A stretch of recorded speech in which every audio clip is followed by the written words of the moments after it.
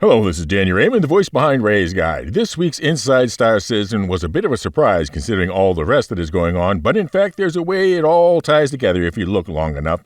But first, there is a lot going on in Star Citizen last week. We had, thanks to an unusual calendar, 2 normally separate ship sales going on at once. The first was Coramore, the versus analog to Valentine's Day, and then the Red Festival, the correlation to the Lunar New Year's. There are fancy skins and unique armors, if you're into spending money on skins and armors, which personally I'm not, and some ships that you may not see on sale again until Fleet Week or the IAE sale, and which, with one notable exception, you probably will want to wait until those sales. The one exception is that there are a few ships that are offering a Warbond Upgrade.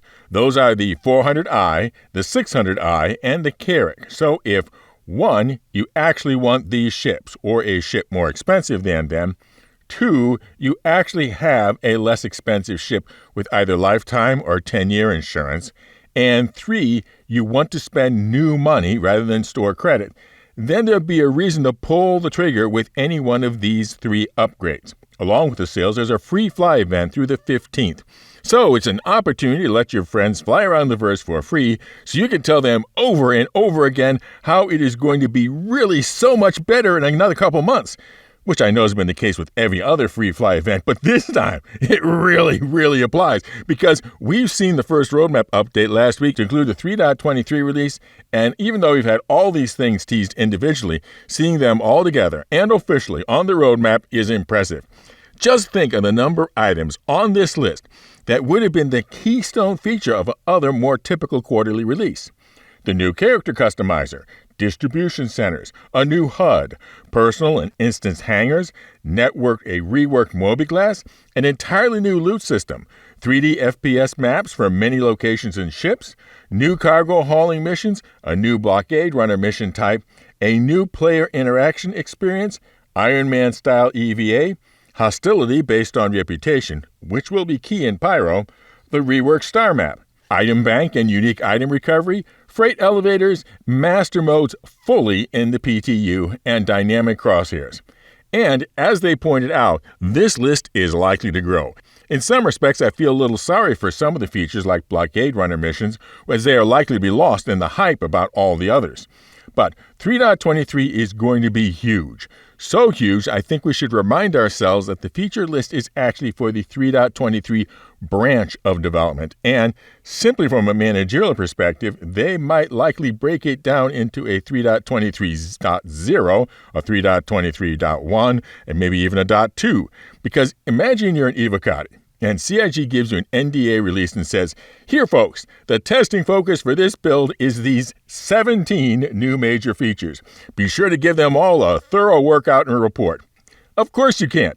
There isn't enough available play hours in a day to give 17 features a workout.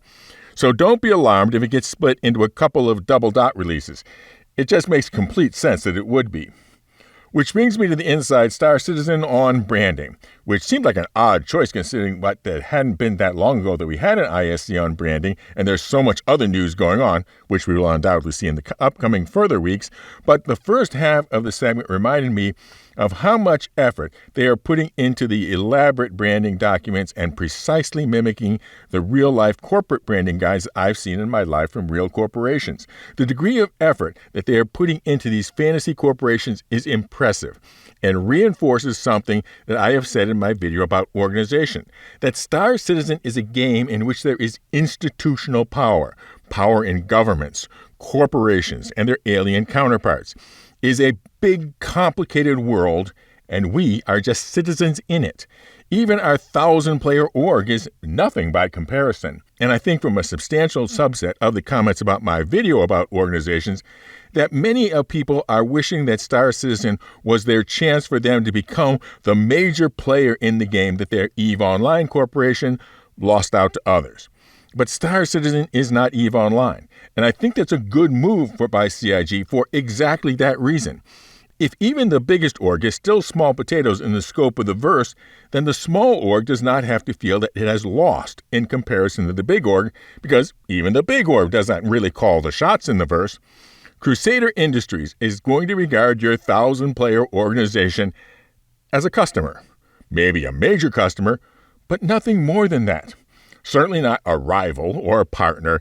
They aren't going to let you have the information to manufacture your own A2 any more than Coke lets McDonald's have the formula to make their own soda syrup just because they buy so much of it.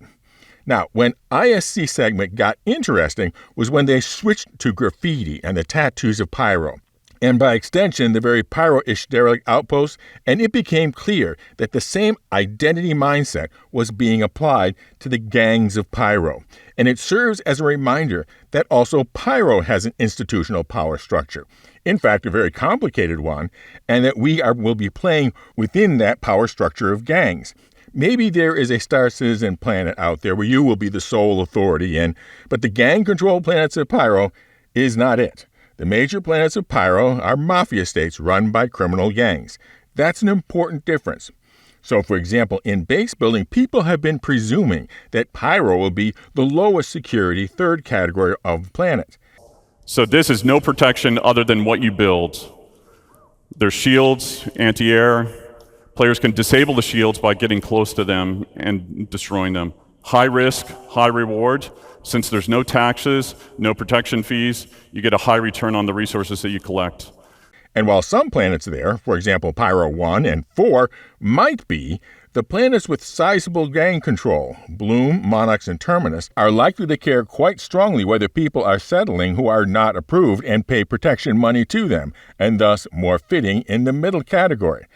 Then you've got low security.